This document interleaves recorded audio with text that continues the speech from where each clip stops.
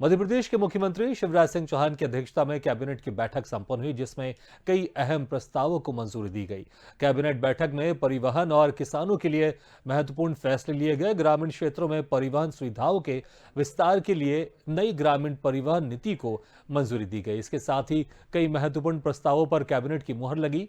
साथ ही खरीफ फसल के लोन चुकाने की अवधि आज 31 मार्च को समाप्त हो रही है, जिसे कैबिनेट ने अंतिम तिथि बढ़ाकर 15 अप्रैल तक किए जाने का निर्णय किया है।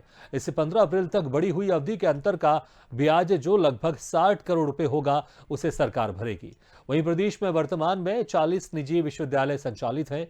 प्रेस्टीज विश्वविद्यालय इंदौर, टाइम्स विश्वविद्यालय भोपाल, प्रीति ग्लोबल विश्वविद्यालय शिवपुरी, एलएनसीटी विद्यापीठ इंदौर की स्थापना के लिए कैबिनेट द्वारा सहमति दी गई है।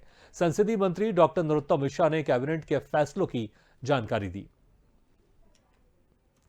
किसान लोन नहीं भर पाए हैं, जैसा आप सबको विदित ही है कि ये किसान के बेटे की सरकार है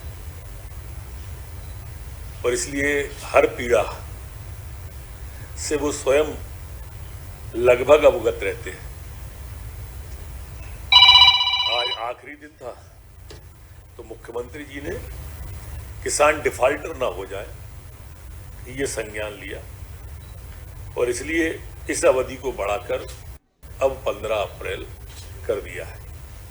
मैं यहां यह कहना भी प्रासंगिक समझता हूं कि इस 15 अप्रैल तक की बढ़ी हुई के समय के अंतर का ब्याज, जो लगभग 60 करोड़ के आसपास होगा, वो मध्य प्रदेश की सरकार, मुख्यमंत्री जी इस कर्ज के लोन को स्वयं भरेंगे।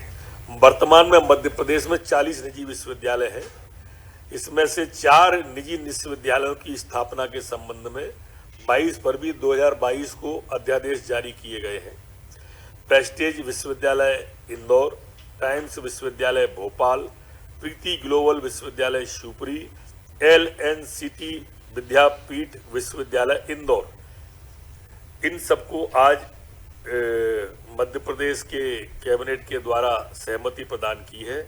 ये सभी निजी विश्वविद्यालय विधेयक 2022 को अधिनियम के रूप में लाया जाना है। इसको विधेयक को वरिष्ठ सचिव समिति के द्वारा अनुमोदित किया गया है। निजी विश्वविद्यालय, इसको वित्त विभाग की आवश्यकता नहीं थी और इस तरह से इस पर राज्यपाल की अनुमति पर्याप्त होगी।